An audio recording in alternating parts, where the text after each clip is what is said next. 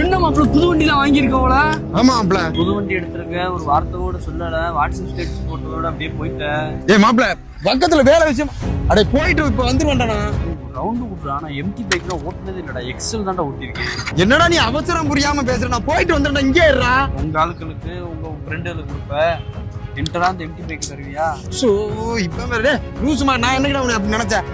இதாடா. இதுக்கு எப்படி மாப்பிள்ள கீர்? எப்படி கீர்? ஒண்ணு கீழே, மத்ததெல்லாம் மேலடா. ஒண்ணு கீழே. பாத்துடா, பாத்து ஓட்டுறா. மத்ததெல்லாம் மேல. யாரு நீ கூட்டத்தை பொளந்துக்கிட்டு வரா? என்ன வண்டி ஓட்டுறியா? அறிவலையாடா? இவன் தான்டா இந்த வண்டியதான். நிப்பாட சொல்லி நிப்பாட மாட்டியா?